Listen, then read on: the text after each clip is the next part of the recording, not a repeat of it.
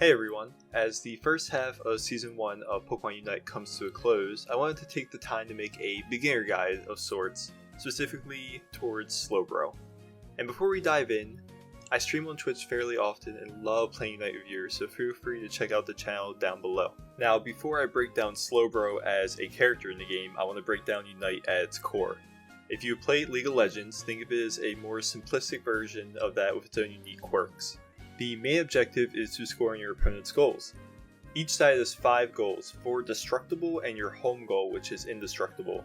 In standard and ranked battles, you'll be matched 5v5 of 2 top laners, 2 bottom laners, and a jungle, which is the center area. Typically, jungle will run a heavily offensive character, where the 2 lanes will run a tank with either an all-rounder or a more offensive character to support the tank. Throughout the game, defeating wild Pokemon will grant you levels and points, which you then will try to score in the opponent's goal.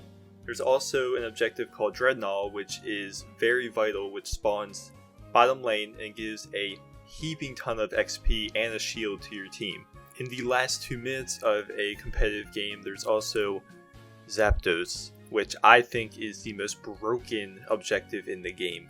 Let me explain. So when you're scoring a high amount of points, say 50 points, it takes a few seconds for you to actually score that and you can be interrupted. Whereas if you have Zapdos active, you can instantly score that, and in the last 2 minutes, all points you score are doubled. I cannot tell you how many times my team has dominated a team for 8 minutes just to get Zapdos stolen and lose the game in the last 30 seconds. It is incredibly frustrating, but it's part of the game, so we have to deal with it. So with the very basic objectives of the game broken down, let's get character specific.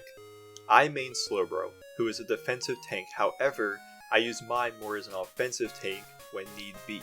In Pokemon Unite, you have 1 battle item and 3 held ejects. Typically, I run Eject Button as my battle item, and Focus Band, Buddy Bearer, and Wise Glasses as my held. Now what exactly do these items do? Eject Button is what I like to call a get out of jail free card. You can poof out of a situation, and I typically use it if I'm caught off guard outside my lane.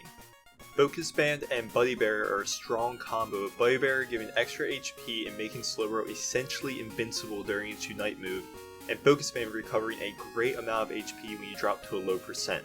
And lastly, an item I've gotten a lot of questions about is Wise Glasses. Wise Glasses gives Slowbro an extra special attack, which goes back to my point of playing as an offensive tank. Now, according to Unite's recommendation, Slowbro is supposed to be in the top lane. However, I prefer the bottom lane. I find it easier to get it leveled to evolve and reach Slowbro ASAP. Now let's talk moveset. I always run Surf and Amnesia. I know other guys suggest Telekinesis, but I've had way more success with Amnesia as it provides extra special defense and special attack. My main goal with Slowbro is to act as a tank and provide support to my attackers and whoever I lane with. When confronted, I like to use Amnesia and then Surf. Since Surf can pop up multiple enemies at once, it is incredibly useful in fighting groups. Something I've learned as I've played more and more higher ranked games is being patient and not overcommitting. The worst thing you or a teammate can do is get recklessly defeated because your ego made you chase. When I play, I set an imaginary radius that determines how committal I'll be in situations, and playing Slowbro, that's especially important since I'm the tank role. For example, I'm not going to hard push the enemy's bottom base, especially in early levels, because of the chance of the enemy jungle coming down and potentially wiping me, would leave my teammate alone and most likely giving up points on bottom. And the reason for this is bottom lane, I feel, is one of the most important lanes in the game because of Dreadnought. As I mentioned before, Dreadnought is huge for your team as it gives you a ton of XP and a shield. Typically, I like to hang out center to Dreadnought and act as a zoning mechanic with my Surf, not only pushing back enemy Pokemon, but also having them aggro me so the offensive Pokemon can wipe Dreadnought quicker. After Dreadnought is defeated by either team, typically we want to rotate to top lane where Rotom spawns. Now Rotom, not being as important as Dreadnought, is still an important objective as it provides very needed pressure to top lane. Personally, when teams rotate to Rotom, I like to stay bottom lane and float bottom jungle. I believe the bottom lane is the most important lane, as I said, so keeping your first base up and running is my main priority. Now Zapdos, probably my most hated mechanic in this game. You can be dominating all game, as I said previously, and lose to Zapdos in the final 2 minutes. When Zapdos comes out and you have a lead, I advise to not attack Zapdos but instead defend Zapdos. This way you can help eliminate the risk of Zapdos being stolen and losing last second. However, if the enemy team is attacking Zapdos heavily and you wipe them, then obviously go for the Zapdos wipe. Something I have noticed in top ranked play is sneaking goals in. Now, when Zapdos spawns, most of the player base in the game will all aggro Zapdos, but what I've noticed is lots of people like to sneak off and get very, very high scoring beneficial goals in the last 2 minutes. As I said previously in this video, goals are doubled in the last 2 minutes, so it is insanely powerful to get those goals when Zapdos spawns. Staying alive during Zapdos is very, very important, so I typically like to save my Unite move until Zapdos spawns, and if need be I like to use Surf to steal Zapdos since it's a 3-hit attack even if I get knocked out.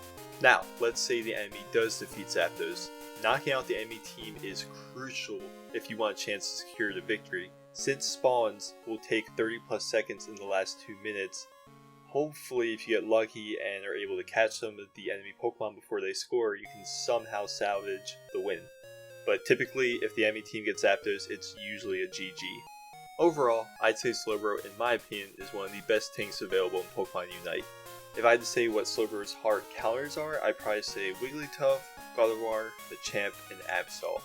Each Pokemon has their own unique way to deal with Slowbro's tools, and it can be very frustrating if you get ganked and defeated early on. Well anyways, I hope this video helps any potential Slowbro mains, or if you've been thinking about switching to Slowbro. As I mentioned earlier, I stream Unite pretty often, so if you have any questions about Slowbro or just Unite in general, feel free to stop by. Until next time, thanks for watching.